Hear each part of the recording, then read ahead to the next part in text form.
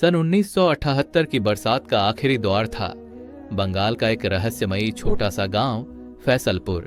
नदी और बांस के झुरमुटों से घिरा ये गांव बाहर से शांत लगता था, पर इसके भीतर छुपा था एक अजीब सा रहस्य। गांव के एक कोने में बांस के झुरमुटों के बीच एक पुरानी झोपड़ी में रहते थे 18 साल का आदिल और उसकी 16 साल की छोटी बहन फरजाना। 3 साल पहले उनके माँ बाप की नाव डूबकर मौत हो गई थी। उस दिन के बाद से उनकी जिंदगी मुश्किल हो गई। हर दिन का खाना, कपड़ा, घर सब कुछ अपने दम पर संभालना पड़ता। हर पल मेहनत, हर रात उदासी। आदिल के कंधों पर जिम्मेदारी, फरजाना की आंखों में भरोसा। दोनों एक दूसरे को मुस्कुराने की कोशिश करते, भले ही दिल के भीतर दर्द का सागर हो। आदिल सुबह खेतों में काम करता, फरजाना घर में रहती, खाना बनाती, पशु पक्षियों की देखभाल करती। रात को जब अंधेरा छा जाता, दोनों अपने माँ बाप को याद करते और कभी कभी आंसू अपने आप बह निकलते। लेकिन एक रात आसमान में चांद नहीं था, चारों ओर सन्नाटा।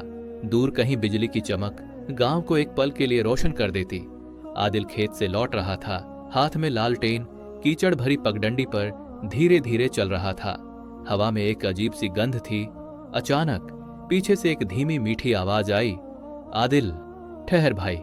आदिल ठिठक गया, पीछे देखा, कोई नहीं था। फिर वही आवाज थोड़ा पास से, आदिल मैं तुम्हारे लिए यहां हूं। आदिल का दिल जोर जोर से धड़कने लगा। वो भागकर घर पहुंचा। फरजाना घर में चटाई पर बैठी खाना खा रही थी। आदिल ने पूछा, तू थी क्या बाहर? तूने मुझे बुलाया था? फरजाना ने हैरान होकर कहा, नहीं भाई, मैं तो यहीं थी। आदिल के हाथ पांव कांप रहे थे। जो आवाज उसने सुनी थी वो ठीक फरजाना जैसी ही थी। हवा में फिर वही अजीब चूने जैसी गंध। कुछ तो गड़बड़ थी। अगले दिन सुबह आदिल गांव के एक फकीर बाबा के पास गया। सब कुछ सुनकर बाबा बोले, ये जिन्न का खेल है। तुम्हारे घर के दक्षिण में जो पुराना कब्रिस्तान है वहीं एक जिन्न रहता है। उन्होंने आदिल को एक ताबीज दी और एक दुआ सिखाई, इसे पढ़ते रहो बेटा, सब ठीक हो जाएगा। रात हुई, चारों ओर अंधेरा, सिर्फ हवा की सरसराहट। आदिल बिस्तर पर लेटा था। अचानक वही आवाज, आदिल भाई। आदिल कांपते हाथों से उठ बैठा, खिड़की के पास गया। चांदनी में बांस के बीच एक साया, एक लड़की, सफेद साड़ी में लाल किनारा, बिखरे बाल, आंखें आग की तरह जल रही थीं। सांसों की आवाज अजीब और भारी। वो धीरे धीरे आगे बढ़ने लगी। हवा थम गई, गांव पर सन्नाटा छा गया। आदिल बोला, तू कौन है? फरजाना तो घर में है। लड़की कुछ देर चुप रही, फिर उसकी आंखों में आंसू और चेहरे पर अजीब सी शांति थी। धीमे स्वर में बोली, मैं बस यहां तेरे पास रहना चाहती हूं। मैं तुझे जानती हूं, पर तू शायद मुझे भूल गया है। आदिल की आंखें फैल गईं, डर, हैरानी और अजीब सी मोहब्बत सब एक साथ। लड़की धीरे धीरे और करीब आ गई। उसकी आवाज में दर्द था, मगर कोई गुस्सा नहीं। धीरे से बोली, मैं पिछले जन्म में आग में जल गई थी तेरे लिए। तू मुझे बचा नहीं सका। अब मैं सुकून चाहती हूं। आदिल के बदन में सिहरन दौड़ गई।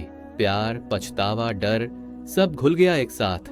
वो बोला, मैं सब ठीक कर दूंगा। लड़की हल्का सा मुस्कुराई, आंखों में आंसू, होठों पर ठंडी मुस्कान। धीरे से बोली, अब मैं बस एक साया हूं, सुकून लेने आई थी, अब लौट रही हूं। रात का सन्नाटा और गहराने लगा। हवा में एक हल्की सी चमक उठी और वो साया अंधेरे में गुम हो गया। सुबह जब फरजाना उठी तो देखा आदिल आंगन में बेहोश पड़ा है। उसके हाथ में लाल किनारे वाला कपड़े का टुकड़ा था। गांव में हड़कंप मच गया। कोई बोला जिन्न, कोई बोला आत्मा। पर उस रात के बाद फैसलपुर के बांस के झुरमुटों से कभी कोई आवाज नहीं आई। आदिल धीरे धीरे ठीक हो गया। फरजाना उसके पास थी, हमेशा की तरह। जिंदगी फिर सामान्य होने लगी। लेकिन आज भी गांव के लोग कहते हैं, अमावस्या की रात जब हवा में छूने की गंध आती है और बांसों के बीच से अगर किसी के हंसने की आवाज सुनाई दे, तो समझ लेना कोई फिर लौट आया है अपने प्यारे भाई से मिलने।